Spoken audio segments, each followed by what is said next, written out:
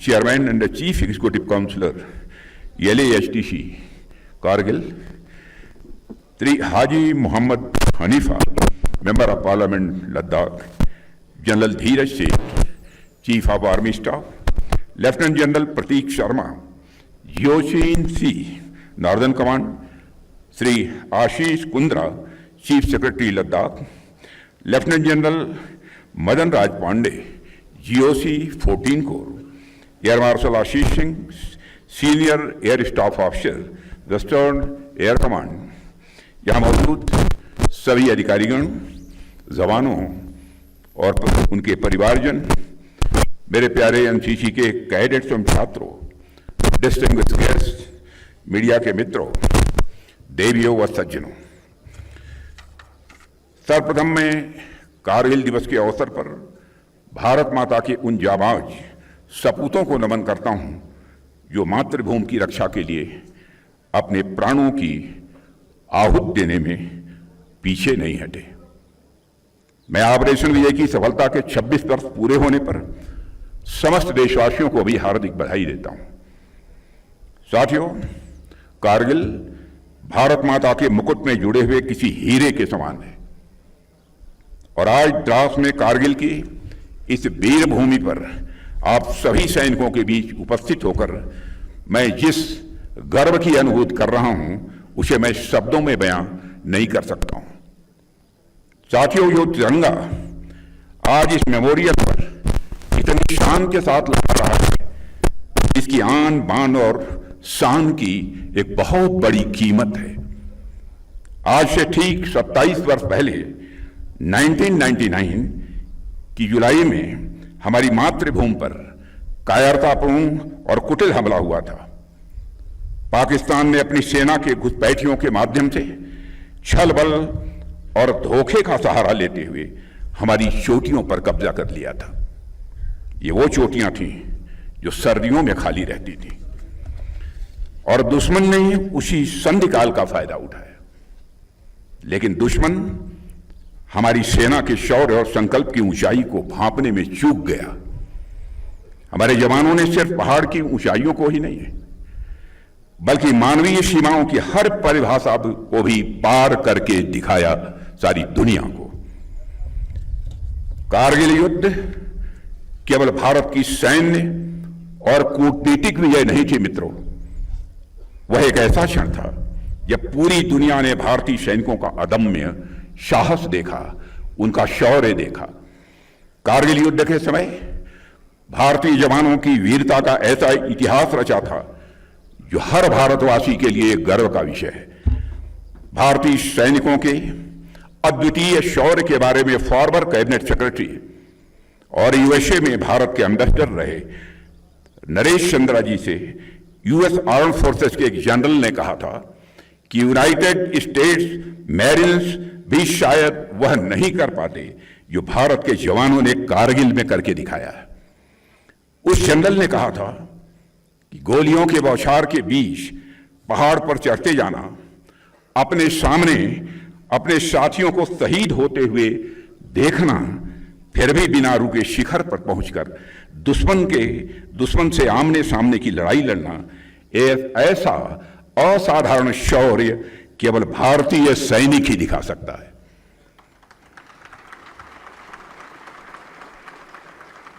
उस अमेरिकी जनरल ने आगे कहा था कि कोई आम आदमी समझ भी नहीं सकता है कि कारगिल में भारतीय जवानों ने क्या कर दिखाया था।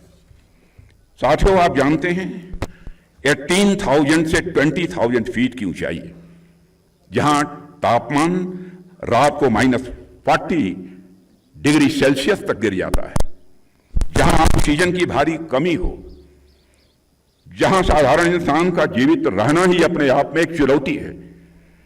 और उसके ऊपर एक और चुनौती थी, स्ट्रेटेजिक डिसएडवांटेज, यानी दुश्मन ऊपर और बंकरों में सुरक्षित बैठा हुआ था और हमारे जवानों को सीधी खड़ी चढ़ाई चढ़कर उनकी गोलियों की बौछार का सामना करते हुए नीचे से ऊपर की ओर उन्हें आक्रमण करना था। मिलिट्री साइंस की हर किताब में यह एक असंभव सा ऑपरेशन था, लेकिन हमारे जवानों के शौर्य के सामने हर किताबी ज्ञान छोटा पड़ गया। साथियों, और हमारी इस विजय का मूल्य हमारे 500 से अधिक वीर सपूत ने अपना अनमोल जीवन देकर चुकाया है। मुझे उनकी संख्या उस समय 546 है। मुझे अच्छे से याद है कि उस दौर में जब हमारे बलिदानियों के पार्थिव शरीर तिरंगे में लिपटे हुए उनके गांव और शहरों में पहुंच रहे थे, तो उस समय जो करुणा और गौरव का मिला जुला भाव भरा था, वो कभी भुलाए नहीं भूला जा सकता है। कोई नई नवेली दुल्हन थी जिसके हाथों की मेहंदी का रंग भी नहीं छूटा था, लेकिन उसके माथे का सिंदूर धुल गया। कोई मां थी जो अपने लाल के लौटने की राह देखते देखते अपनी आंखों की ज्योति खो बैठी। किसी के बच्चे ने तो अपने पिता का चेहरा सिर्फ तस्वीरों में ही देखा था। उन बलिदानियों की उम्र 22 साल, 24 साल, 26 साल थी। उनकी पूरी जिंदगी उनके सामने पड़ी हुई थी। हजारों सपने आंखों में थे, लेकिन जब राष्ट्र ने पुकारा, उन्होंने बिना किसी हिचक के अपने सारे सपने, अपना पूरा भविष्य इस देश के हवाले कर दिया। उन्होंने व्यक्तिगत जीवन की उन सारी परेशानियों को दरकिनार करते हुए राष्ट्र के अस्तित्व को बचाने का पुरजोर प्रयास किया, क्योंकि उनके मन में यह भावना थी, तेरा वैभव अमर रहे मां, हम दिन चार रहे न रहे। साथियों, आज भी हमारी माताएं अपने बच्चों को जब वीरता की कहानियां सुनाती हैं, तो उनकी कहानियों में कैप्टन मनोज पांडे, कैप्टन विक्रम बत्रा और इन जैसे न जाने कितने वीरों का जिक्र होता है। हमने इन वीरों को अपनी धरोहर बनाकर रखा है और आने वाली न जाने कितनी पीढ़ियां इनके शौर्य से प्रेरणा सदैव लेती रहेंगी। और साथियों, यही कारण है कि कारगिल विजय दिवस हमारे लिए एक सामान्य दिवस भर नहीं है। यह हर उस नौजवान के लिए प्रेरणा का दिन है जो व्यक्तिगत सफलता और राष्ट्रीय कर्तव्य के बीच का अंतर समझना चाहता है। यह दिन हमें सिखाता है कि सैक्रिफाइस और सर्विस का भाव ही किसी भी राष्ट्र की रीढ़ हुआ करता है। साथियों, कारगिल के इस वार मेमोरियल में आपको पूरा भारत देखने को मिलेगा। इन बलिदानियों में आपको हिमाचल, नागालैंड, मेघालय, तमिलनाडु और भारत के हर क्षेत्र का नाम देखने को मिलेगा। इनमें आपको मंदिर जाने वालों का नाम देखने को मिलेगा, यहां मस्जिद जाने वालों का नाम आपको देखने को मिलेगा, तो वहीं गुरुद्वारे और गिरजाघरों में जाने वालों का नाम भी यहां आपको देखने को मिलेगा।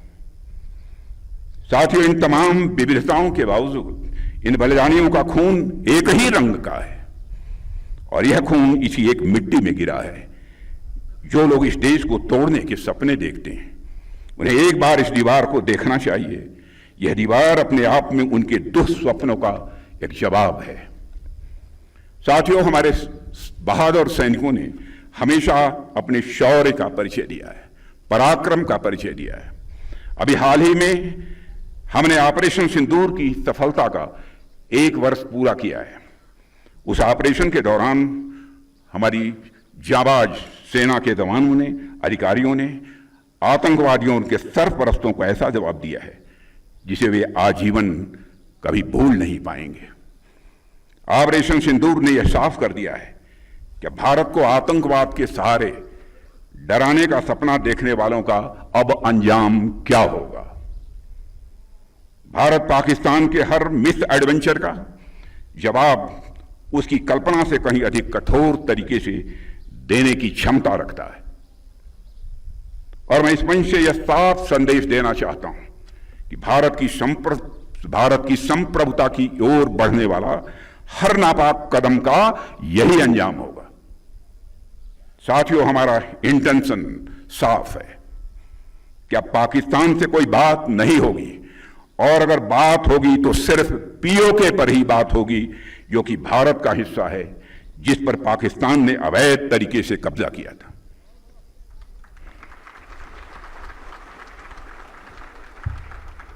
साथियों, पाकिस्तान ने इस समय आतंकवाद को अपनी सरकारी नीति का एक हिस्सा बना लिया है और वहां पर मिलिट्री और मिलिटेंट्स के बीच का फर्क पूरी तरह से समाप्त हो चुका है। वहां की सेना आतंकवादी संगठनों को संरक्षण ही नहीं देती है, उनके साथ मिलकर काम भी करती है। इसलिए हमने ऑपरेशन सिंदूर के समय ही यह साफ कर दिया है कि भारत अब आतंकियों और उनका पोषण करने वाली सरकारों को अलग अलग करके नहीं देखेगा। साथियों, कारगिल युद्ध को बीते हुए लगभग 27 साल गुजर गए और इन वर्षों में आज भारत और पाकिस्तान के रास्ते साफ साफ अलग दिख रहे हैं। आज भारत इनोवेशन के रास्ते खोज रहा है तो पाकिस्तान इन्फिल्ट्रेशन के नए रास्ते खोज रहा है। भारत चिप डिजाइन कर रहा है तो पाकिस्तान टेरर डिजाइन में लगा हुआ है। भारत स्टार्टअप इकोसिस्टम खड़ा कर रहा है तो पाकिस्तान टेरर इकोसिस्टम खड़ा कर रहा है। भारत से भी कंडक्टर्स बना रहा है तो पाकिस्तान सुसाइड बॉम्बर्स तैयार कर रहा है। भारत स्पेस मिशंस के लिए जाना जा रहा है तो पाकिस्तान प्रॉक्सी मिशंस चला रहा है। भारत अंतरिक्ष में सैटेलाइट्स भेज रहा है तो पाकिस्तान आज भी आतंकवादियों को सीमाओं के पार भेजने में लगा हुआ है। भारत दुनिया को सॉफ्टवेयर दे रहा है तो पाकिस्तान दुनिया को स्लीपर सेल्स दे रहा है। भारत डाटा सेंटर्स बना रहा है तो पाकिस्तान रेडिकल सेंटर्स बना रहा है। भारत यूपीआई से दुनिया को जोड़ रहा है तो पाकिस्तान हवाला से आतंकवाद को जोड़ रहा है। यानी हमारे रास्ते अलग अलग हैं। ऐसे में अगर पाकिस्तान अपने घटिया मंसूबे लेकर हमारी समृद्धि, हमारी प्रॉस्पेरिटी के रास्ते में रोड़ा लेकर आता है तो उसे करारा जवाब देने के लिए हमारी बहादुर सेनाएं बराबर तैयार बैठी हैं।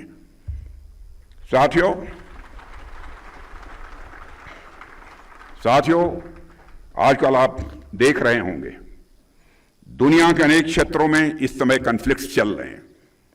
कई जगहों पर कई वर्षों से युद्ध चल रहा है। मिडिल ईस्ट और रशिया यूक्रेन में चल रहे कॉन्फ्लिक्ट भी वर्षों से चल रहे हैं। ऐसे लंबे संघर्ष केवल सेनाओं की ही नहीं बल्कि पूरे समाज और पूरे राष्ट्र की क्षमता, उसके धैर्य और उसके संकल्प की भी ये परीक्षा लेते हैं। आज भारत के पास एक कैपेबल और प्रोफेशनल आर्म फोर्स है जिन पर हमें नाज है और इसके साथ साथ हमारे पास विभिन्न रिजर्व फोर्सेस तथा अन्य सहयोगी व्यवस्थाएं भी हैं। लेकिन मेरा फिर भी मानना है कि राष्ट्रीय सुरक्षा केवल वर्दीधारी सैनिकों की जिम्मेदारी नहीं बनती है बल्कि 140 करोड़ से अधिक जो हमारे देशवासी हैं, इन देशवासियों का यह सामूहिक दायित्व है। प्रत्येक नागरिक के भीतर राष्ट्र प्रथम का भाव, अनुशासन और कर्तव्य निष्ठा सदैव जागृत रहनी चाहिए। मैं नहीं कह रहा कि हर नागरिक को सैनिक बनाना है, लेकिन हर नागरिक में सैनिक जैसी चेतना अवश्य ही हमको जगानी है और यह होनी भी चाहिए।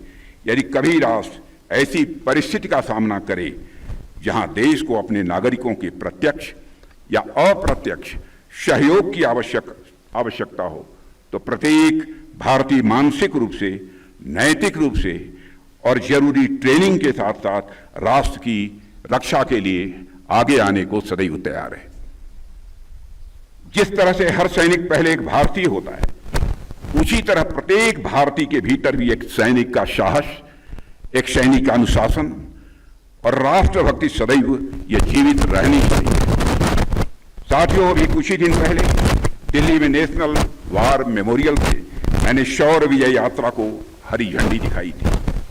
वो राइडर्स अपने साथ नेशनल वार मेमोरियल की पवित्र मिट्टी का एक कलश लेकर आए और आज वही मिट्टी कारगिल वार मेमोरियल पर अर्पित हो रही है। मुझे लगा कि जब आप सभी राइडर्स इतनी लंबी बाइक रैली करके यहां कारगिल में आ सकते हैं तो मैं भला इस अवसर पर यहां कैसे न आता।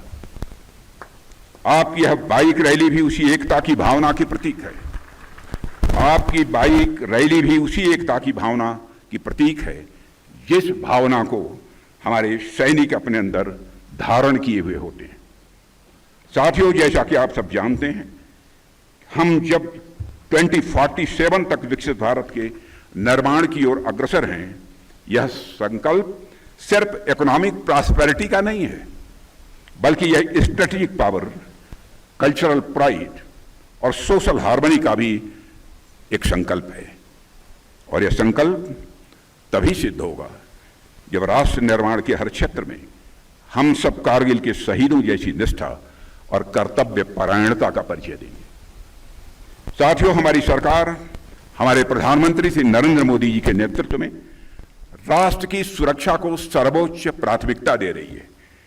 कारगिल युद्ध ने हमें सिखाया था कि हमें अपनी सीमाओं पर हर मौसम में, हर परिस्थिति में हमेशा सजग रहना होगा, और इसलिए हमने न केवल अपनी सीमाओं पर बुनियादी ढांचे को ही मजबूत किया है, बल्कि अपनी सैन्य ताकत को भी समय के अनुसार जितना आधुनिकतम बना सकते थे बनाया है, और इसे और आधुनिकतम बनाने का सिलसिला आगे भी यह जारी रहेगा। चाहे वह श्रद्धेय अटल बिहारी जी वाजपेयी के समय शुरू की गई स्ट्रेटेजिक रोड प्रोजेक्ट्स की बात हो, या आज सीमाओं पर बन रहे टनल्स और ब्रिजेज की, हमने हर वो काम किया है जो हमारे जवानों की ऑपरेशनल इफिशिएंसी को वो बढ़ा रहा है। आज हम न केवल जमीन पर बल्कि स्पेस और साइबर डोमेन में भी उतने ही सक्षम हैं। आत्मनिर्भर भारत के तहत साथियों, हम रक्षा उत्पादन में आत्मनिर्भरता की ओर तेजी से आगे बढ़ रहे हैं। साथियों, चूंकि मैं कारगिल में हूं, तो मुझे इसी संदर्भ में परमवीर चक्र विजेता लेफ्टिनेंट मनोज कुमार पांडे की पंक्तियां याद आ रही हैं। उन्होंने एक बार कहा था, अगर मौत मेरे पूरे कर्तव्य को पूरा करने से पहले आ गई तो मैं कसम खाता हूं कि मैं मौत को ही मार दूंगा। यह वाक्य अपने आप में यह दिखाता है कि हमारे सैनिक अपने कर्तव्य के सामने मौत को भी कुछ नहीं समझते। इसी तरह कैप्टन विक्रम बत्रा ने भी कहा था, तिरंगा लहरा कर आऊंगा या उसमें लिपट कर आऊंगा, पर आऊंगा, जरूर आऊंगा।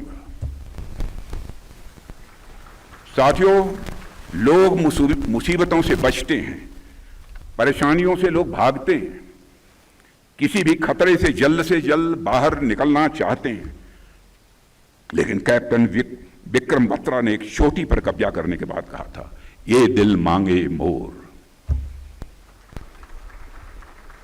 यानी रुक कर बैठ जाना हमारे जवानों की यह फितरत नहीं है। सारी दुनिया को समझ लेना चाहिए, हमारे पड़ोसी को भी समझ लेना चाहिए। और आज यही भावना हमारी रक्षा नीति में भी पूरी तरह से स्पष्ट रूप से दिखती है। जब हमारी सरकार बनी थी तो भारत 65 से लेकर 70% डिफेंस इक्विपमेंट्स इंपोर्ट करता था, लेकिन आज इसके ठीक विपरीत हम 65% डिफेंस इक्विपमेंट भारत में ही मैन्युफैक्चर कर रहे हैं।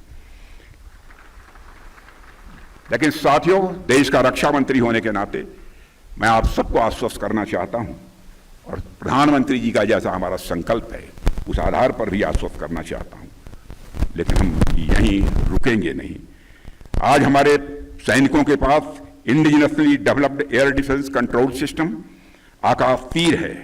हमने नेक्स्ट जनरेशन आकाश मिसाइल बना ली है। हमारे पास Pinaka multi barrel rocket launcher है, air to air missile Astra है, प्रचंड और ध्रुव जैसी स्वदेशी हेलीकॉप्टर हैं, तेजस लड़ाकू विमान है, अर्जुन टैंक है, और आधुनिक ड्रोन तथा काउंटर ड्रोन सिस्टम। भारत का पहला स्वदेशी एयरक्राफ्ट कैरियर INS विक्रांत भी भारतीय नौसेना में शामिल हो गया है। लेकिन अभी भी ये दिल मांगे मोर, हम इतने पर नहीं रुकेंगे। आगे भी हम भारत में ही अधिक modern weapons, next generation fighter aircraft, submarines और मिसाइल्स बनाने के लिए कार्य करते रहेंगे। लेकिन साथियों, सिर्फ सरकार के प्रयास से ही यह पर्याप्त नहीं है। राष्ट्र की सुरक्षा सिर्फ सीमाओं पर तैनात जवानों का काम नहीं है, यह हर नागरिक का कर्तव्य है। और कारगिल ने हमें दिखाया है कि जब देश पर संकट आया तो जाति, धर्म, क्षेत्र और भाषा की सारी दीवारें अपने आप ढह गई। यह भावना, यह एकता हमारी सबसे बड़ी ताकत है। साथियों, मैं सरकार की तरफ से यह आश्वस्त करना चाहता हूं कि भारत के सैनिकों का कल्याण और हमारे राष्ट्र की सुरक्षा हमारी सबसे पहली यह प्राथमिकता है। वह समय गया जब दिल्ली में बैठे हुए लोग सेना को प्राथमिकता नहीं देते थे। आज दिल्ली में भी वैसे लोग बैठे हुए हैं जो भारत की सुरक्षा के लिए सेना को घर में घुसकर मारने की भी खुली छूट दे देते।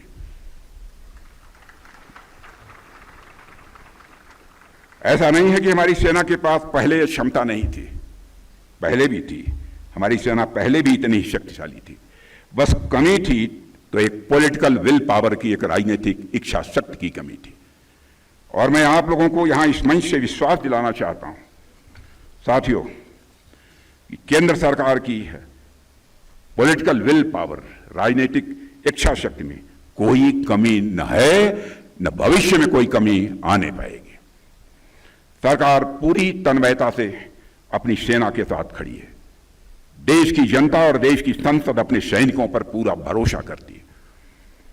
और हम ये जानते हैं कि जब तक आप सीमाओं पर हमारी रक्षा कर रहे हैं, देश की रक्षा कर रहे हैं, भारत की ओर आंख उठाकर देखने की हिम्मत भी किसी के अंदर नहीं हो सकती है।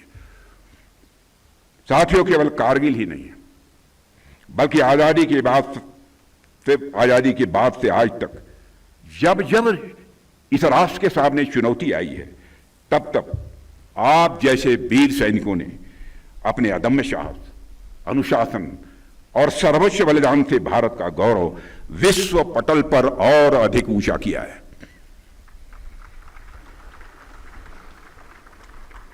और मुझे पूरा विश्वास है कि आप सभी आगे भी इसी समर्पण, निष्ठा और पराक्रम के साथ मातृभूमि की सीमाओं की रक्षा करते रहेंगे। यह देश सदैव आपका ऋणी रहेगा।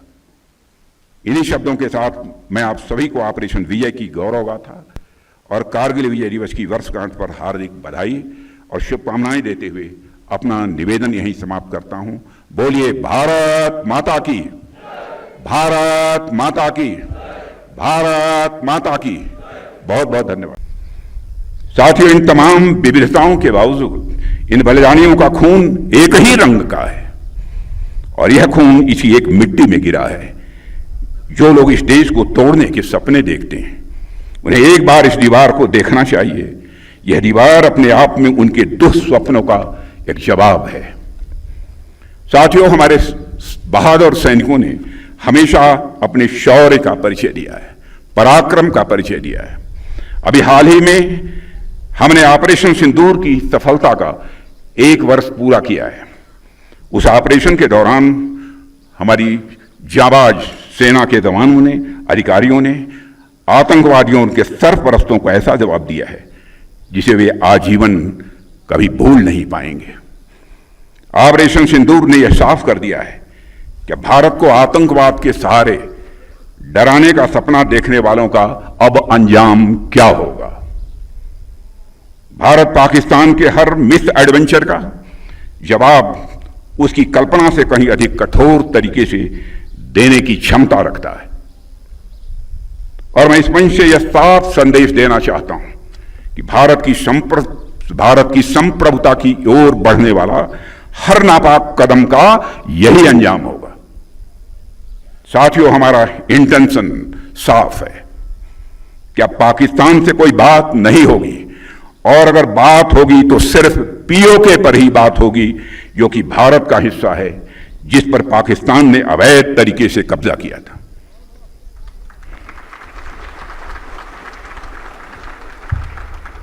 साथियों, पाकिस्तान ने इस समय आतंकवाद को अपनी सरकारी नीति का एक हिस्सा बना लिया है और वहां पर मिलिट्री और मिलिटेंट्स के बीच का फर्क पूरी तरह से समाप्त हो चुका है। वहां की सेना आतंकवादी संगठनों को संरक्षण ही नहीं देती है, उनके साथ मिलकर काम भी करती है। इसलिए हमने ऑपरेशन सिंदूर के समय ही यह साफ कर दिया है कि भारत अब आतंकियों और उनका पोषण करने वाली सरकारों को अलग अलग करके नहीं देखेगा। साथियों, कारगिल युद्ध को बीते हुए लगभग 27 साल गुजर गए हैं और इन वर्षों में आज भारत और पाकिस्तान के रास्ते साफ साफ अलग दिख रहे हैं। आज भारत इनोवेशन के रास्ते खोज रहा है तो पाकिस्तान इन्फिल्ट्रेशन के नए रास्ते खोज रहा है। भारत चिप डिजाइन कर रहा है तो पाकिस्तान टेरर डिजाइन में लगा हुआ है। भारत स्टार्टअप इकोसिस्टम खड़ा कर रहा है तो पाकिस्तान टेरर इकोसिस्टम खड़ा कर रहा है। भारत से भी कंडक्टर्स बना रहा है तो पाकिस्तान सुसाइड बॉम्बर्स तैयार कर रहा है। भारत स्पेस मिशंस के लिए जाना जा रहा है तो पाकिस्तान प्रॉक्सी मिशंस चला रहा है। भारत अंतरिक्ष में सैटेलाइट्स भेज रहा है तो पाकिस्तान आज भी आतंकवादियों को सीमाओं के पार भेजने में लगा हुआ है। भारत दुनिया को सॉफ्टवेयर दे रहा है तो पाकिस्तान दुनिया को स्लीपर सेल्स दे रहा है।